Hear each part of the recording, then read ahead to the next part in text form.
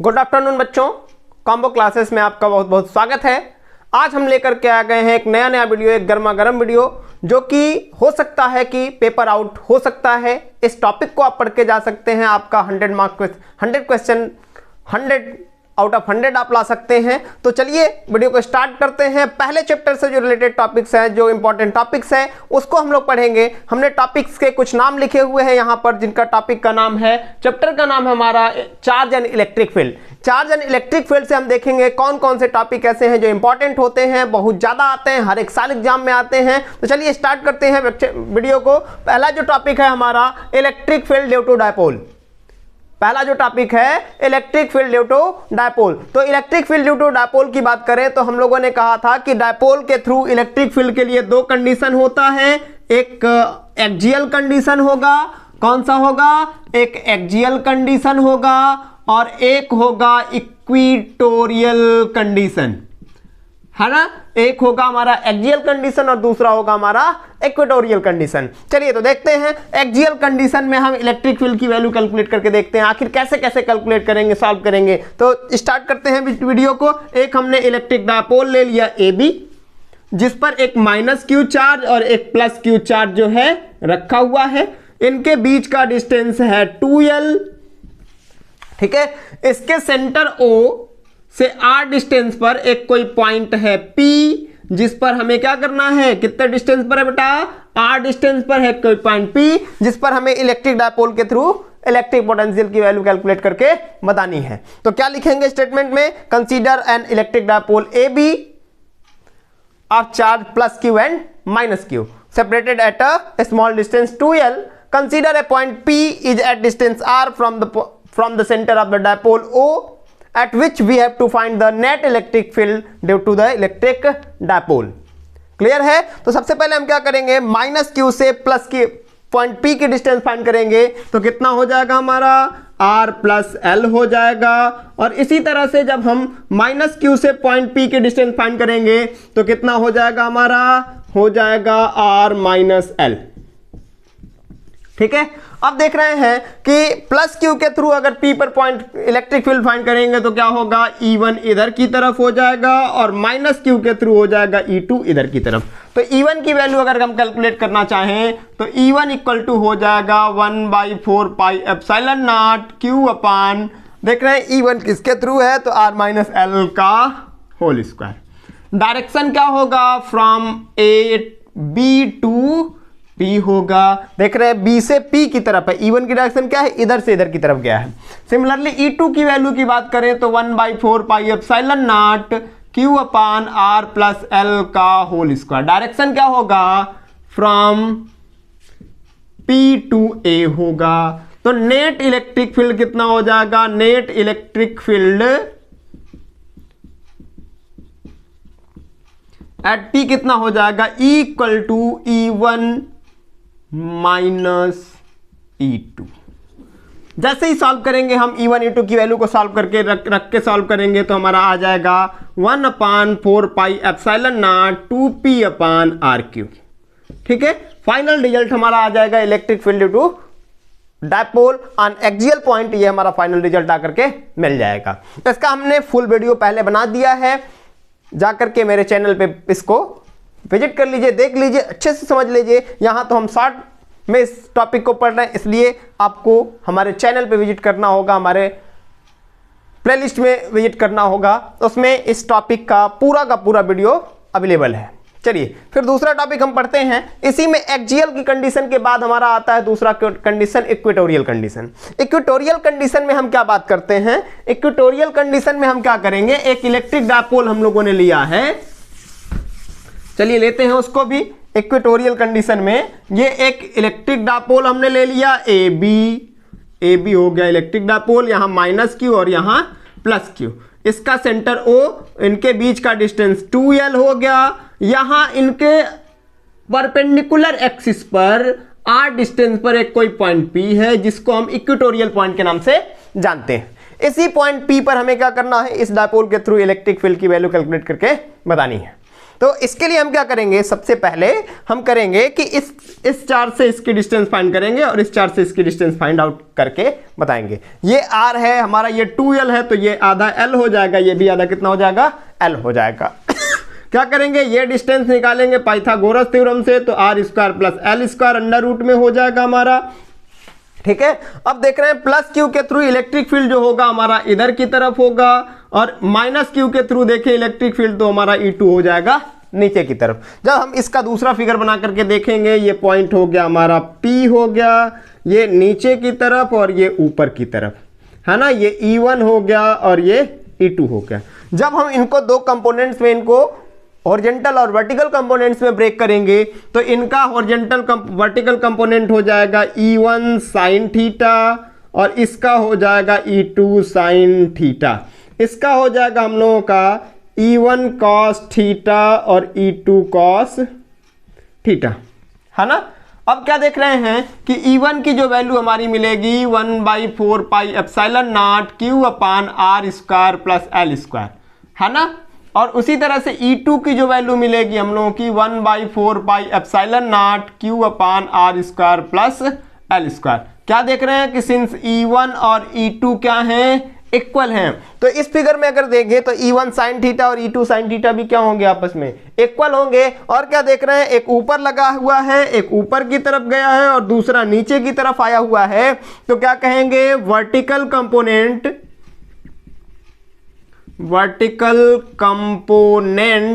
जो होंगे एक दूसरे को क्या करेंगे, कैंसल कर देंगे, एक दूसरे को क्या कर देंगे, कैंसल कर देंगे। तो हमारा केवल क्या बचेगा, हॉरिजॉन्टल कंपोनेंट बचेगा। कौन सा कंपोनेंट बच जाएगा बेटा, केवल हॉरिजॉन्टल कंपोनेंट हमारा बच जाएगा। इसी हॉरिजॉन्टल कंपोनेंट्स के थ्रू क्या होगा, पॉइंट P पर नेट इलेक्ट्रिक फील्ड की वैल्यू होगी। तो हम क्या करेंगे, E इक्वल टू कितना, क्या देख रहे हैं कि E1 कॉस थीटा और E2 कॉस थीटा दोनों सेम डायरेक्शन में हैं, तो कितना हो जाएगा हम लोग का E1 cos theta plus E2 cos theta, तो कितना हो जाएगा E1 plus E2 cos theta. तो यहां से हमें क्या मिल जाएगा, E1 और E2 की वैल्यू सेम है, तो क्या लिख सकते हैं, E1 के जगह पे 2E1 कॉस थीटा भी हम लिख सकते हैं, क्योंकि E2 को हमने रिप्लेस कर दिया E1 से। तो हमें E की वैल्यू मिल गया कितना, 2E1। E1 की वैल्यू ऊपर हमारे पास है 1/4 pi epsilon not Q upon R square plus L square. इस ट्राइंगल से अगर बात करेंगे तो यहां एंगल थीटा है, तो हमारा हो जाएगा cos theta equal to R upon कितना, L upon under root R square plus L square. जब ये वैल्यू यहां पुट करेंगे into L upon under root R square plus L square, जब इसको हम ओवरऑल सॉल्व करेंगे तो E की वैल्यू हो जाएगा हम लोगों का 1/4 pi epsilon naught P upon R cube. तो यही इसी को कहेंगे, this is the electric field due to electric dipole on equatorial point P। Clear है। दूसरा टॉपिक हमारा है electric field due to electric dipole, हमारा हो गया। इलेक्ट्रिक फ्लक्स क्या होता है, अक्सर हमारे एग्जाम में आता है कि इलेक्ट्रिक फ्लक्स क्या होता है, इलेक्ट्रिक फ्लक्स के बारे में पूछा जाता है, इलेक्ट्रिक फ्लक्स के यूनिट के बारे में पूछ दिया जाता है, इलेक्ट्रिक फ्लक्स को डिफाइन कैसे करते हैं इसको पूछ दिया जाता है। समझ लो बेटा पेपर आउट है। चलिए देखते हैं इलेक्ट्रिक फ्लक्स आखिर होता क्या हम लोगों का। इरेज कर देते हैं इसको।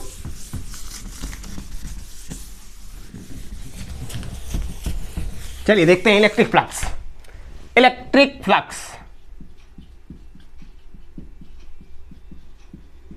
है ना, इलेक्ट्रिक फ्लक्स में क्या होता है बेटा, एकदम सिंपल टॉपिक है। इलेक्ट्रिक फ्लक्स जो होता है ये number of electric field lines होती हैं, इलेक्ट्रिक फील्ड लाइंस होती हैं, है ना। तो क्या कहते हैं, the number of electric field lines passes through any bounded region is called as electric flux. क्या कहते हैं हम लोग, the number of electric field lines passes through any bounded region is called as electric flux and it is denoted by किससे, phi e। किससे denote करते हैं इसको, phi e से हम लोग डिनोट करके बताते हैं। चलिए तो phi e की वैल्यू जो होता है हमारा e इंटू da होता है। क्या होता है, या फिर हम लोग यहां से भी डिफिनेशन कह सकते हैं, the scalar product of electric field and area vector is called as electric flux. क्या कह सकते हैं, the scalar product of electric field and area vector is called as electric flux. इसका जो यूनिट होगा वो क्या होगा, इलेक्ट्रिक फील्ड की वैल्यू क्या होती है, न्यूटन पर कुलाम होता है, इनटू एरिया का क्या होगा, मीटर स्क्वायर, यानी यूनिट हो गया न्यूटन मीटर स्क्वायर पर कुलाम। इसका हमने यूनिट लिख दिया इलेक्ट्रिक फ्लक्स का, कितना, न्यूटन मीटर स्क्वायर पर कुलाम। इसके डायमेंशन की बात करें तो हो जाएगा हम लोगों का ml3t-3a-1, है ना। इसका डायमेंशन भी हम लिख सकते हैं, कैसे लिख सकते हैं, तो न्यूटन का लिखेंगे mlt-2 और मीटर स्क्वायर का L2 लिखेंगे और कुलाम का A इनवर्स T इनवर्स। तो कितना हो जाएगा ओवरऑल, जब इसको सॉल्व करेंगे तो हमारा आ जाएगा ml3t-3a-1। तो ओवरऑल हम लोगों ने क्या कर लिया, इलेक्ट्रिक फ्लक्स का डायमेंशन भी निकाल लिया, साथ ही साथ हम लोगों ने यूनिट देखा कि न्यूटन मीटर स्क्वायर पर कुलाम भी होता है। ठीक है बेटा, चलिए फिर दूसरी टॉपिक हमारी आती है इलेक्ट्रिक फ्लक्स के बाद कुलाम्स लॉ। कुलाम्स लॉ जो है बहुत इंपॉर्टेंट है, इवन कभी कभी पूछ दिया जाता है कि वेक्टर फॉर्म में हमारा कुलाम्स लॉ क्या होता है, तो इसको हमको प्रूव करके बताना होता है। हमको आसानी से प्रूव करने की एक टेक्निक होती है, जैसा कि हम लोगों ने 11th क्लास में पढ़ा है, 9th क्लास में पढ़ा है, Newton third law of motion. F12 vector equal to F21 vector minus में होता है, यानी कि every action is equal and opposite reaction. उसी हिसाब से हम लोग बात करेंगे यहाँ भी, और कुलाम्स लॉ को हम लोग वेक्टर फॉर्म में लिख करके बता देंगे। चलिए तो देखते हैं, स्टार्ट करते हैं लिखना उसको भी, कुलाम्स लॉ को भी।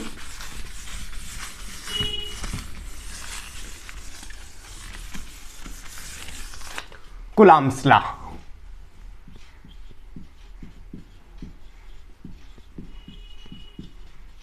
अब कुलाम्स लॉ या कहें या कुलाम्स लॉ ऑफ इलेक्ट्रोस्टैटिक्स कहें, बात दोनों का मतलब क्या है, सेम है ना। चलिए मार्कर थोड़ा सा देख ले। ठीक, कुलाम्स लॉ की बात करें तो इन्होंने क्या बताया था कि दो चार्जेज के बीच जो इलेक्ट्रोस्टैटिक फोर्स लगता है उसके लिए इन्होंने एक फार्मूला डेवलप किया था, जिसको हम लोग कुलाम फार्मूला के कुलाम्स लॉ के नाम से जानते हैं। तो कहा इन्होंने कि अगर दो चार्ज हैं, एक यहां पर और दूसरा यहां पर, इसको कहा प्लस Q1 कहा और इसको कहा Q2, एक दूसरे से r डिस्टेंस पर सेपरेट हैं, तो कहा कि इनके बीच जो फोर्स ऑफ अट्रैक्शन या रिपल्सन लगता है, इलेक्ट्रोस्टैटिक फोर्स लगता है, दो चार्जेस के बीच जो फोर्स लगता है उसका जो मैग्नीट्यूड होता है, उसका जो अमाउंट होता है, जो उसकी वैल्यू होती है वो होती है F proportional to Q1 Q2, यानी कि प्रोडक्ट ऑफ देयर चार्जेस, यानी कि the electrostatic force between two charges is directly proportional to the product of their charges and the inversely proportional to the square of separation distance between them. Clear है, तो F proportional to 1/r square इन्होंने कहा। दोनों को जब एक साथ करते हैं तो F proportional to Q1 Q2 अपान हो गया हमारा r स्क्वायर, यहां से हमारा F इक्वल टू क्या हो गया, K Q1 Q2 upon r square. ठीक है बेटा, चलिए फिर बात करते हैं हम लोग यहां पर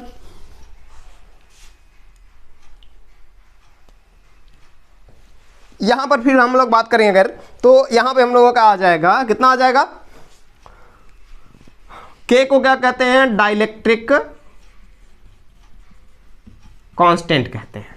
इसी फार्मूले को इन्होंने लिखा F equal to 1/4 pi epsilon naught K Q1 Q2 upon r square, जहां हम लोग एप्सिलॉन नॉट को परमिटिविटी ऑफ फ्री स्पेस कहते हैं, और इसकी वैल्यू जो होती है 8.85 इंटू 10⁻12, और कितना हो जाएगा हम लोगों का, कुलाम स्क्वायर पर न्यूटन मीटर स्क्वायर।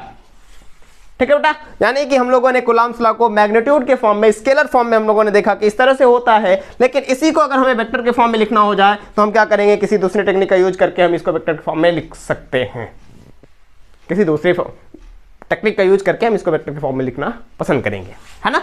चलिए बात करते हैं कि जब ये इस पर फोर्स लगाएगा तो 1 के थ्रू 2 पर फोर्स लग रहा है, 1 के थ्रू 2 पर फोर्स लग रहा है, तो हम क्या कहेंगे, F12 वेक्टर कहेंगे। किसको कहेंगे, F12 वेक्टर कहेंगे। तो हमारा हो जाएगा F12 vector equal to 1/4 pi epsilon naught K Q1 Q2 upon r square R12 cap, है ना। इसी तरह से हम बात करेंगे F21 वेक्टर, यानी कि दूसरा जब पहले पे फोर्स लगाएगा, तो दूसरा लगा रहा पहले पे, तो हम क्या कर देंगे, F21 वेक्टर कह देंगे। तो इसको हम लिख देंगे 1/4 pi epsilon naught K Q1 Q2 upon r square R21 cap.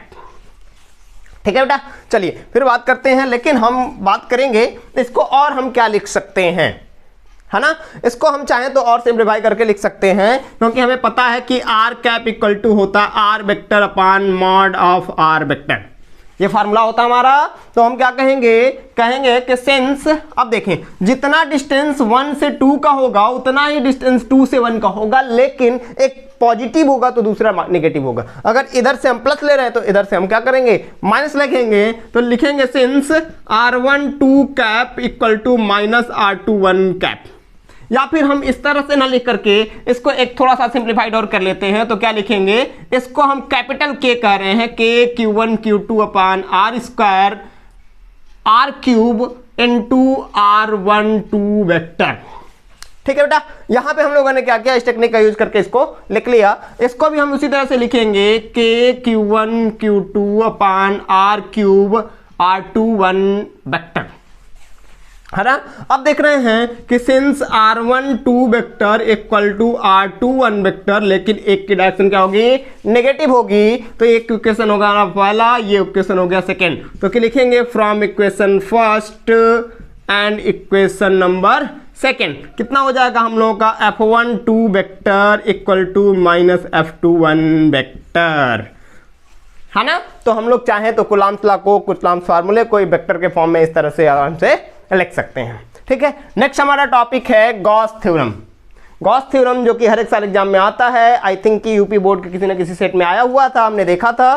तो इसको हम लोग सीबीएसई बोर्ड में भी एक बार रिवाइज करके जाएंगे, पढ़ करके जाएंगे, आसानी से हम इस क्वेश्चन को सॉल्व करके चले आएंगे। 1 से 2 नंबर हमारा पॉकेट में भर के लेके आएंगे, है ना। चलिए देखते हैं गॉस थ्योरम क्या होता है, फिर टॉर्क क्या होता है, एप्लीकेशन ऑफ गॉस थ्योरम भी हम पढ़ करके जाएंगे साथ ही साथ।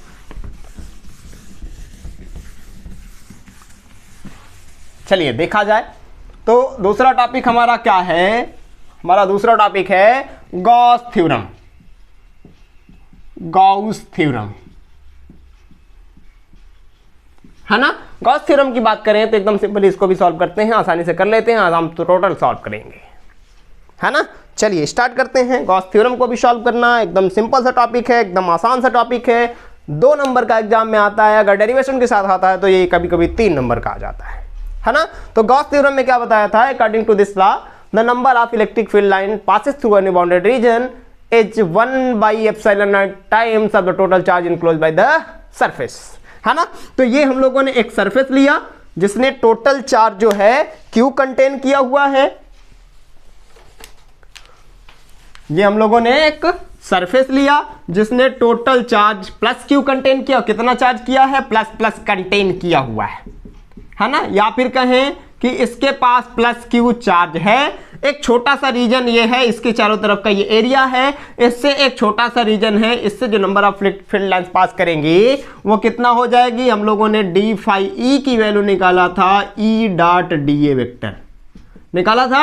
हम क्या करेंगे, इसके लिए कहेंगे कि अगर टोटल सरफेस से हम निकालना चाह रहे हैं कितनी इलेक्ट्रिक फील्ड लाइंस पास करेंगे, तो उसके लिए हम क्या कहेंगे, गॉस ने एक थ्योरम दिया था कि अकॉर्डिंग टू दिस लॉ या this theorem, according to Gauss theorem, the number of electric field lines passes through any bounded region is 1/ε0 times phi E equal to 1/ε0 times of the total charge enclosed by the surface। तो हमारा क्या हो जाएगा, phi E equal to हो जाएगा Q अपान ε0, है ना। तो इसको हम लोग कहते हैं गॉस थ्योरम के नाम से जानते हैं। इसका डेरिवेशन भी आता है, डेरिवेशन एक बार आप अच्छे से रिवाइज कर लीजिएगा। डेरिवेशन के साथ साथ इसकी थ्योरी अगर आती है लिखने के लिए, इसका डेफिनेशन अगर लिखने को आता है तो हमें इसको डिफाइन करना होता है। साथ ही साथ फाई ई है क्या, इसमें क्यू क्या है, एप्सिलॉन नॉट का इसकी वैल्यू क्या होती है, इन सबको लिखना होता है, जिससे हम आसानी से 2 नंबर अपने जेब में रख करके आ सकते हैं। चलिए फिर हमारा नेक्स्ट टॉपिक है टॉर्क। टॉर्क का मतलब हम लोग जानते हैं कि कपल फोर्स होता है, एक टर्निंग फोर्स होता है, और कपल फोर्स या टर्निंग फोर्स को हम लोग क्या कहते हैं, टॉर्क कहते हैं, है ना। टॉर्क को अगर सिंपली देखा जाए तो क्या कहेंगे, टॉर्क, है ना। टॉर्क की बात करने वाले हैं कि टॉर्क आखिर होता क्या है, ठीक है। तो अगर ये एक यूनिफॉर्म इलेक्ट्रिक फील्ड लाइंस हैं, ये यहां पर एक यूनिफॉर्म इलेक्ट्रिक फील्ड है, और इसमें अगर एक कोई डायपोल रखा है, क्या रखा है, डायपोल, इधर मान लेते हैं माइनस Q है और इधर मान लेते हैं प्लस Q है ना। तो इस पर एक फोर्स इधर की तरफ लगता है और इस पर एक फोर्स लगता है F equal to q E. कितना लगता है? F equal to q into E लगता है ना। तो ये फोर्स इनको खींचना चाहेगा, ये फोर्स इनको खींचना चाहेगा, और दोनों क्या चाहेंगे कि इनको खींच खाच के क्या कर दें, ऐसे स्ट्रेट में कर दें। F इधर भी क्यू ई लग गया और इधर भी कितना लग गया, क्यू ई लग गया, है ना। तो इसी फोर्स को हम लोग क्या कहते हैं, टॉर्क कहते हैं, कपल फोर्स कहते हैं, जो इनको रोटेट करा करके, इनको मूव करा करके, इसको टर्न करा करके चाहता है कि इलेक्ट्रिक फील्ड के अलाइन हो जाए, इलेक्ट्रिक फील्ड लाइंस के पैरेलल हो जाए। तो इस तरह के कपल फोर्स को हम टॉर्क के नाम से जानते हैं, जिनको हम लोग जनरली टाउ से डिनोट करते हैं, और टाउ इक्वल टू होता है पीई साइन थीटा, या फिर इसी को टाउ वेक्टर इक्वल टू कहते हैं vector P cross vector E. इसका जो यूनिट होता है वो न्यूटन इंटू मीटर होता है, और जो इसका डायमेंशन होता है ml/t-2 होता है। ठीक है, इसी के साथ साथ हम लोग इस चैप्टर से बहुत सारे ऐसे टॉपिक्स पढ़ करके जाएंगे, जैसे हम एप्लीकेशन ऑफ गॉस थ्योरम को एक बार रिवाइज करके जाएंगे, एप्लीकेशन ऑफ गॉस थ्योरम में जनरली सेल को रिवाइज करके जाएंगे, साथ ही साथ हम क्वांटाइजेशन ऑफ चार्ज क्या होता है इसको रिवाइज करके जाएंगे। एग्जाम में ये आने वाला क्वेश्चन है। मिलते हैं नेक्स्ट वीडियो में नेक्स्ट चैप्टर के साथ, नेक्स्ट चैप्टर के मोस्ट इंपॉर्टेंट टॉपिक को लेकर के नेक्स्ट वीडियो में।